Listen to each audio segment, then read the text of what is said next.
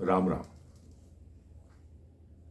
जैसा कि मैंने पिछले प्रसंग में बताया कि किस तरह महाराज दशरथ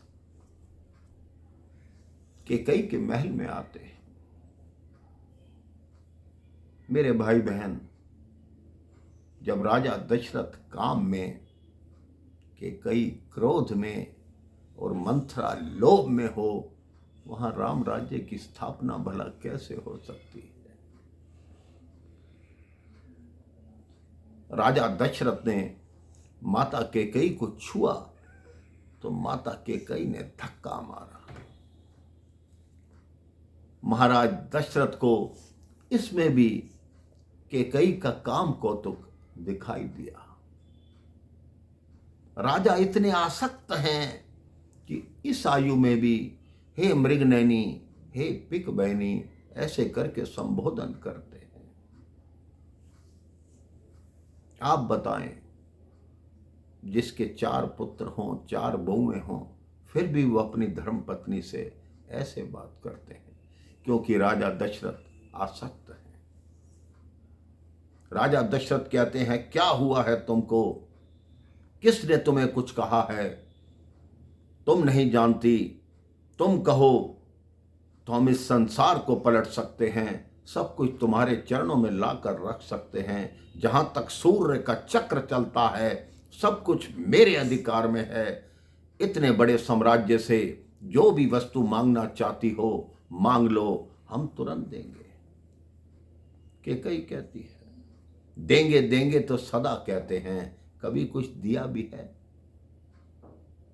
तो राजा दशरथ कहते हैं, ओहो, आज चंद्रमा आग बरसा रहा है, क्या कारण है?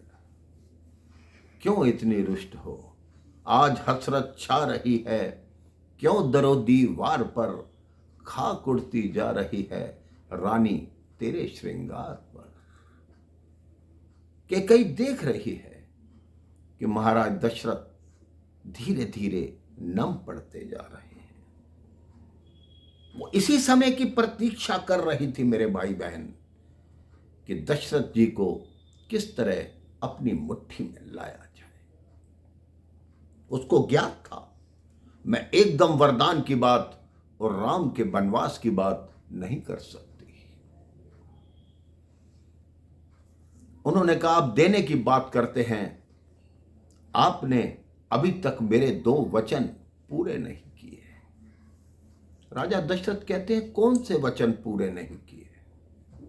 तब कैकेयी ने बताया कि देवासुर संग्राम जब चल रहा था तो मैं आपके रथ की सारथी थी, आपको याद है या भूल गए?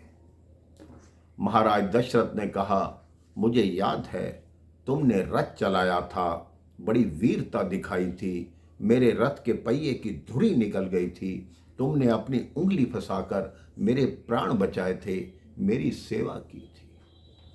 तब मैंने तुम्हें 2 वरदान देने को कहा था, लेकिन उस समय तुमने जो वीरता दिखाई थी उसके लिए 2 नहीं, तुम्हें तो 4 वरदान देने चाहिए थे। महारानी कैकेयी बोली, महाराज अभी आप 2 ही दे दीजिए, 4 की बात मत कीजिए।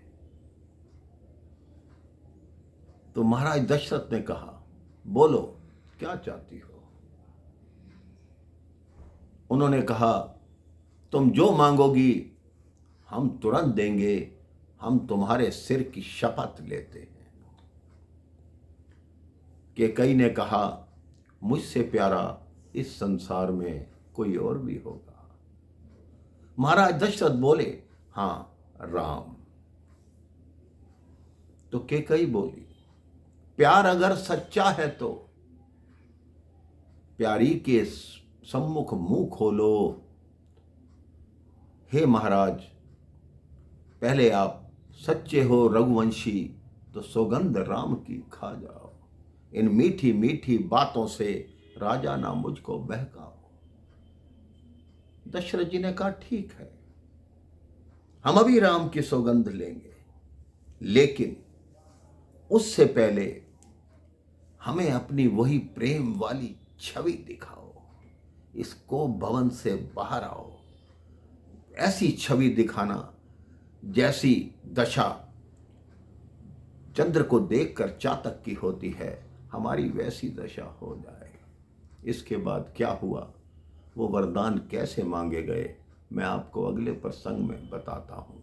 राम राम, जय श्री राम।